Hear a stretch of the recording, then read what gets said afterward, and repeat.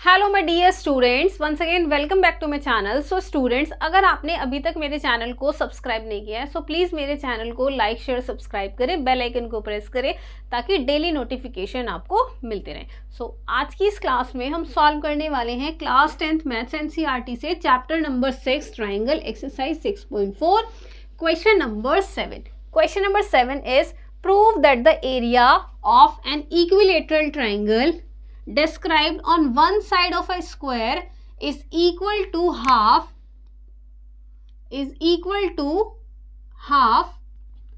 the area of the equilateral triangle described one of its diagonal। Okay, so देखो question में हमें क्या given है, स्क्वायर गिवन है and two equilateral triangles given है। एक इक्विलेटरल ट्राइंगल बनेगा हमारा स्क्वायर की साइड पर और दूसरा इक्विलेटरल ट्राइंगल बनेगा स्क्वायर के डायगोनल पर। सो जो ट्राइंगल हमारा स्क्वायर की साइड पर बनेगा उसका एरिया दूसरे वाले ट्राइंगल के जो कि हमारा स्क्वायर के डायगोनल पर बनेगा उसके एरिया के हाफ होगा। ओके, देखो क्वेश्चन में ना अभी समझ आएगा आपको। पहले इसकी फिगर बनाते हैं। सबसे पहले एक स्क्वायर बनाते हैं, ABCD is a square. Okay, एक इक्विलेटरल ट्राइंगल यहां पे बन गया ABE और एक डायगोनल AC है, तो एक इक्विलेटरल ट्राइंगल बनेगा यहां पे डायगोनल AC पे। ओके, एक इक्विलेटरल ट्राइंगल बनेगा डायगोनल AC पे। ठीक है, सो ACM ले लेते हैं इसको। ठीक है, तो हमें शो करना है कि area of triangle ABE is equal to half of the area of triangle ACM। ये हमें यहाँ पे प्रूव करना है। अब देखो क्योंकि ABCD एक स्क्वायर है सो ऑल साइड इसकी इक्वल होंगी एंड ईच एंगल इसका 90 डिग्री का होगा। उसके अलावा अगर क्योंकि ABE एक इक्विलेटरल ट्राइंगल है तो अगर ये वाली साइड हमारी यहाँ पे y कंसीडर करते हैं सो ये भी y होगी और ये भी y होगी तो ये भी y होगी। ओके, और अगर AC की बात करें तो ट्राइंगल ABC में AC क्या होगा, हाइपोटेनियस होगा क्योंकि एंगल B 90 तो 90 के सामने वाला एंगल होता है हाइपोटेनियस, तो इसका मतलब हमें AC यहाँ पे फाइंड करना होगा। उसके अलावा ACM जो है वो भी हमारे पास इक्विलेटरल ट्राइंगल है, सो इसका मतलब ACM की भी तीनों साइड्स इक्वल होंगी। सो लेट्स से इसकी जो साइड्स हैं वो है X, X and X। Okay, देखो क्वेश्चन को यहाँ पे राइट करते हैं। सबसे पहले सॉल्यूशन में क्या राइट करेंगे, देखिए ABCD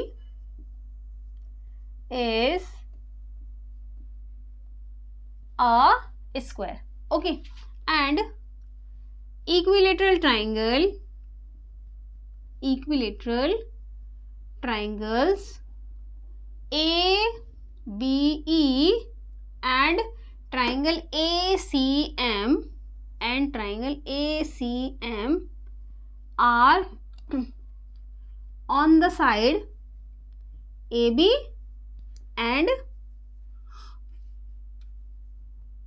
one of the diagonal AC। Okay, ये x है, इसको x ले लेते हैं। ओके, तो एक तो जो ट्राइंगल है वो साइड पर है और एक जो ट्राइंगल है वो डायगोनल पर है x पर। ओके, उसके अलावा टू प्रूव, देखिए प्रूफ क्या करना है हमें इसमें, area of triangle ABE is equal to half of area of triangle ACM। Okay, now proof. देखिए प्रूफ में क्या करेंगे, क्योंकि ABE एंड ACM दोनों क्या है हमारे पास इक्विलेटरल ट्राइंगल है। ओके, देखो तो area of triangle ABE is equal to half of area of triangle ACM। तो इसके लिए ABE एंड ACM दोनों क्या है, इक्विलेटरल ट्राइंगल है, so all equilateral triangle are similar. तो हम यहाँ पे लिखेंगे triangle ABE and triangle ACM are similar। Similar क्यों? All equilateral triangle are similar by angle criteria. Okay, क्योंकि each angle of triangle AB is 60 and each angle of triangle ACM is 60। इसका हर एक angle 60 है, इसका भी हर एक angle 60 है। Okay, सो यहाँ पर ये क्या हो गए हमारे सिमिलर हो गए। तो अब हम क्या करेंगे, देखो यहाँ पर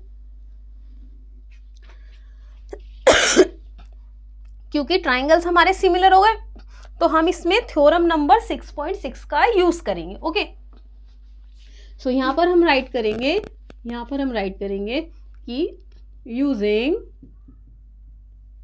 थ्योरम 6.6, और वो थ्योरम क्या है कि the ratio of the area of two similar triangle is equal to the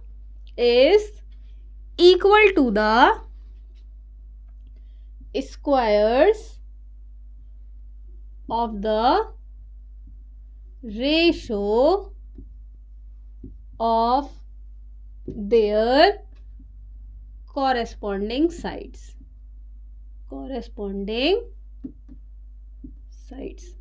इसका मतलब कि area of triangle ABE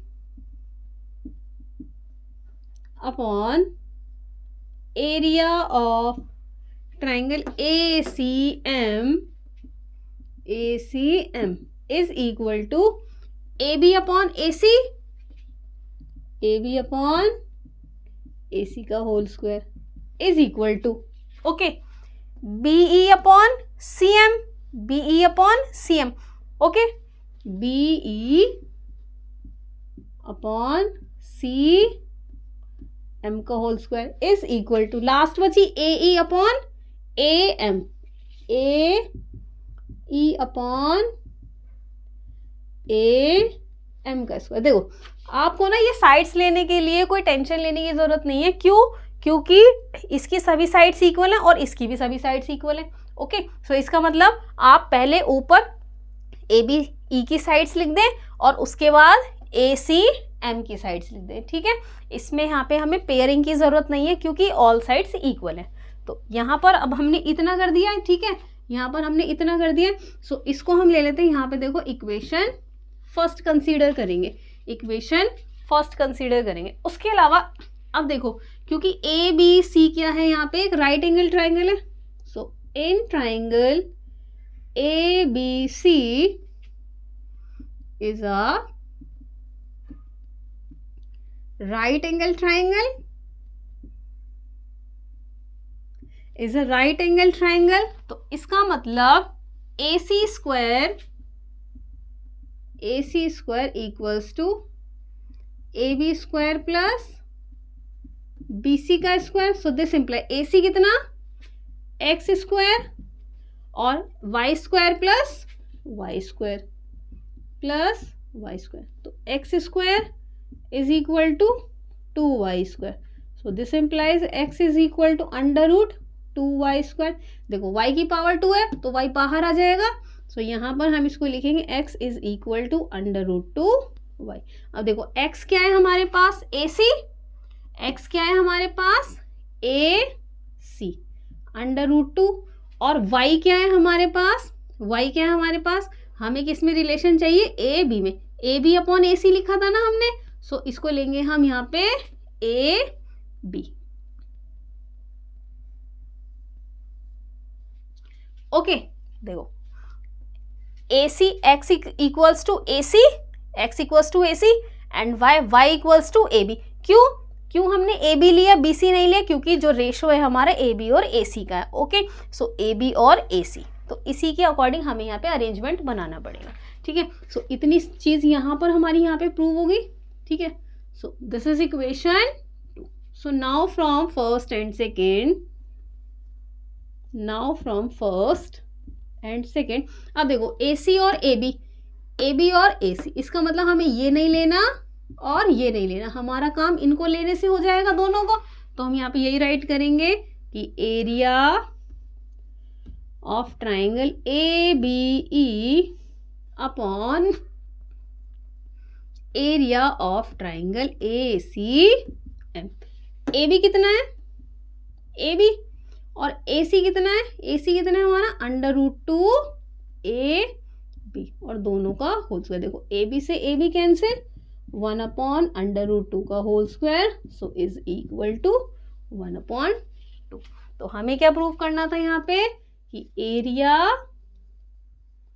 of triangle ABE is equal to 1/2 area of triangle ACM। Okay, ये चीज हमें यहाँ पे प्रूव करनी थी, हैंस प्रूव्ड।